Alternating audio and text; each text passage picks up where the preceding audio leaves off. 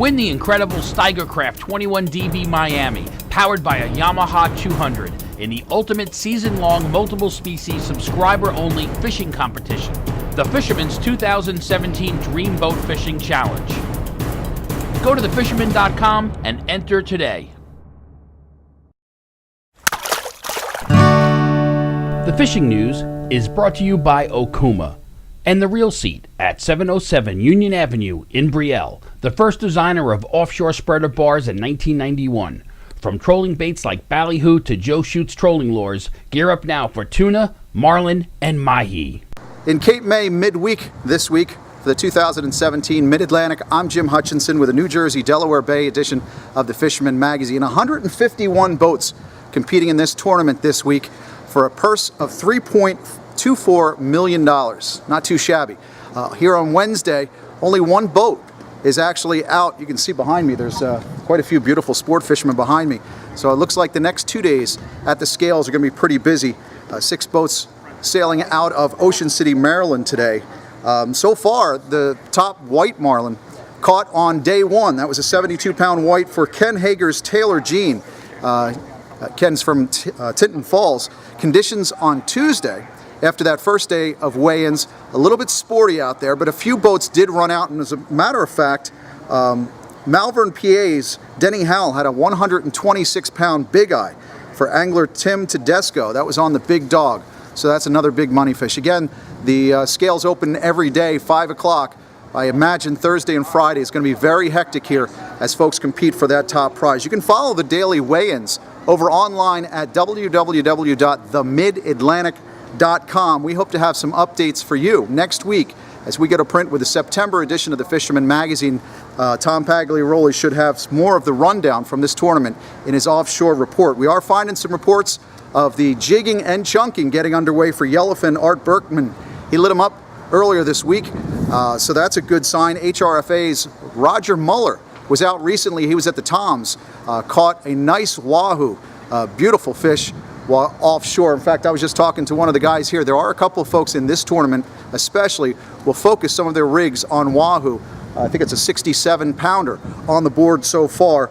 If you guys are heading out offshore, you might want to speed up the troll as you get towards the canyon on your way out to your fishing location or on the way back in. Try to put one of those Rapala X-Rap Magnums out there.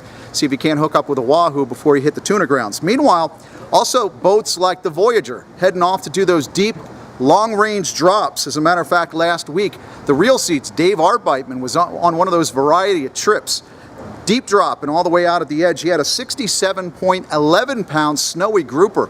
And as far as I know, that's about the biggest snowy grouper ever brought to port here in the state of New Jersey, although state of New Jersey does not keep state records for grouper. He was dropping a 14-ounce Odin jig, about 400 feet of water. Dave told me he had quite the variety of fish. In addition to that snowy grouper, he had rosefish, scorpionfish, golden and blue line tiles, as well as squid and hake. So that's definitely worth a trip if you want to jump on one of those offshore trips. A lot of inshore variety now as well. As a matter of fact, this is the time of year where you start getting some of those surprise catches. Water temperatures in Atlantic City over the weekend hit 80 degrees, and I wouldn't be surprised if we hit 80 degrees again sometime very soon. And with that warm water temperature, you're going to get some of those exotics coming in. Earlier this week, let's do a rundown of some of those weird fish. Surf City, New Jersey, I saw this one on Facebook, a school of Cownose rays. Somebody must have stayed in a Holiday Inn Express. They said they weren't stingrays. Well, I'll tell you what, these Cownose rays have a nice little spine right at the base of their tail on their body. If that's not a stingray, I don't know what else qualifies. You see a school of Cownose rays in the surf like this or anywhere if you're fishing inshore. Don't forget, some of those guys in the south, they love to look for those schools of rays because you never know when a cobia is going to be swimming along behind trying to pick up pieces. Other local oddities that have been brought ashore, or at least brought on board in recent weeks, banded rudderfish. Art Waldhelm caught this one. That's a member of the jack family. From what I understand, they are edible, pretty tasty as a matter of fact. Chub mackerel have been brought in. Matthew Di Giovanna, he shared this photo on Facebook. Makes a great tuna bait, also a highly edible part of the mackerel family. Also Spanish mackerel. Talked about it earlier this week in an online article, but some of the folks are catching them on the troll, like Cape Queen Sport Fishing here in Cape May. Also folks like the Big Jamaica, they're doing some chumming and they're jigging and stripping baits into the school. But Spanish mackerel, outstanding sport on some of those slim waves from tsunami, or the deadly dicks on your spin tackle, and another fish that is just a great eating fish. Guy Buono from Staten Island, he puts in his time, gets the fish. This one a redfish, red drum. He released this one, another tasty edible species. As we get some of these red drum throughout New Jersey and along the Delaware and Maryland coast, keep in mind some of the regulations. In New Jersey and Maryland, you get one redfish 18 to 27 inches, a true slot fish.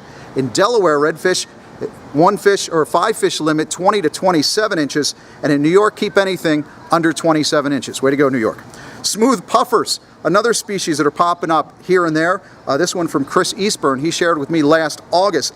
Non-edible. This is one of those fish, I think they call them fugu, but this is one of those fish with toxins in the meat, a northern puffer fish. And of course, we've had triggerfish all summer long, from Maryland all the way up to Shark River and off of Long Branch as well along the North Jersey coast. Vincent Povio shared this pic of a triggerfish with the folks at Absecon Bay Sportsman. Now, if you read our August edition of the Fisherman magazine, you also saw something, a not so strange catch, but maybe one that's strange for you to take home, sea robins. Pick up that August edition and also look for the link here for cleaning sea robins that Toby Lipinski did. A great way to increase your score on the inshore grounds. Keep some of these sea robins, very tasty morsels. Another tasty morsel, of course, black sea bass. If you're targeting fluke this week, like Taryn Dillon of Middletown, that 2 sea bass limit will run through August 31st. So if you're working that reef structure this week, don't forget, you've got another week and a half or so of the black sea bass limit before it comes to a close for New Jersey. In New Jersey, we've got 2 solid weeks of fluking left.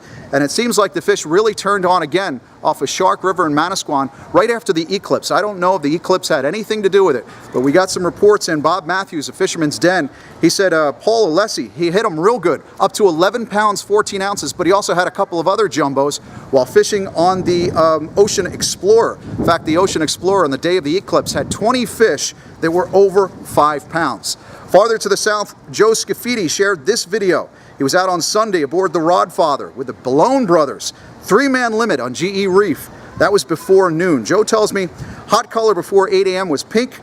After that, it was white and chartreuse with red or green teasers. He was also using 4 to 6 inch gulps on bucktails. You might also want to dig into some of those live spot and get on some of those doormats on the structure before our season comes to a close. So get on them before it's over, folks. Get those latest reports in this week's edition of the Fisherman magazine available to you subscribers. And again, next week we will come out with the September edition, all the details on this tournament out of Cape May in Ocean City, Maryland. Again, folks, get on them before it's over. We'll see you here next week at thefisherman.com. Win the incredible Steigercraft 21DB Miami, powered by a Yamaha 200, in the ultimate season-long multiple-species subscriber-only fishing competition, the Fisherman's 2017 Dream Boat Fishing Challenge. Go to thefisherman.com and enter today.